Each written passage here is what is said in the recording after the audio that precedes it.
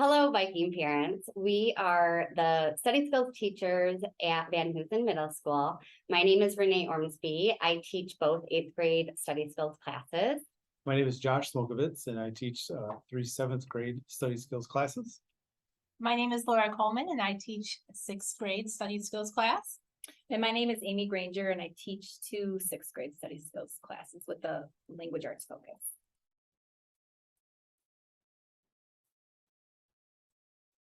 And in the beginning of the year so far, we've been talking about what it means to be or find success in our study skills classes. And much like you see in the center of your screen, we talked about the iceberg. This is our course syllabus that you can find on our Google Classrooms, and you may print it off and fold it up into a pamphlet or brochure. Much like the iceberg, we like to celebrate our successes, no matter how big or small, but we also want to acknowledge what happens below the surface of the water and all of that hard work that we practice and put into practice in our study skills classes to reach that success that we see.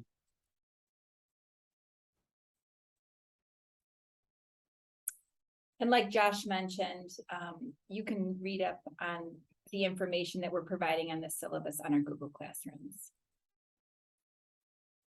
This is an example of a normal day in study skills. We'll have the students check in, discuss any homework assignments, make sure that they're working on organization by filling in their planner, as well as other executive functioning skills like task initiation, time management, organization. And then we'll have some time for homework if students can start an assignment or get some questions clarified by us. That's a great opportunity to use our time wisely in that hour, as well as finish assessments and then self-assess on our own progress and our own learning for the week in our other core classes. This is our study skills point sheet, and you can see how it's organized from Monday through Friday. Each day we have the students go through and just fill out whether they did some basic skills, and we want them to improve. So the first one is the planner, which is worth 2 points. They get 1 point for bringing their planner and then 1 point for completing their planner. The second one is, I actually can't see it, is organization. They also need to bring all their materials to class. And the last one there is, I can't. Oh, off task. So as long as we don't have to give them reminders to keep working, they'll earn their positive point for the day. It does end up being 6 points a day. And this will be included in their grade. And that's how we decide whether it's a pass fail based on these points. This is just showing our RCS log sheet. So we encourage the students to use the tools that Van Hoosen has, which is our Student View portal or Parent View for You.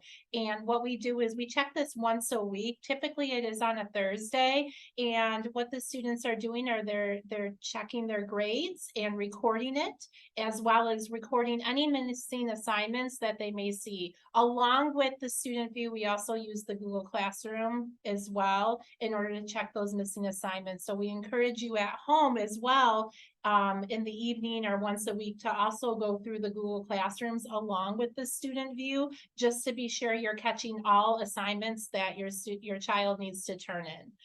This really drives the plan of action. So planning is a big part of study skills and executive functioning skills. And so what they're doing here is then creating a plan. What do I need to do to improve my grade? Am I happy? And a lot of self-reflection is also happening.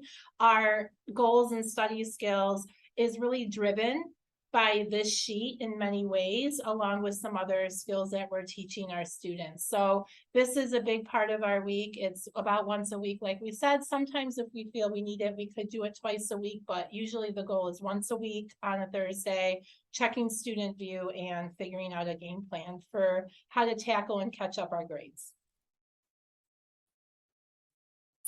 Please feel free to reach out to us. We do have Google Classrooms for our study skills classes. And of course, our emails are listed above.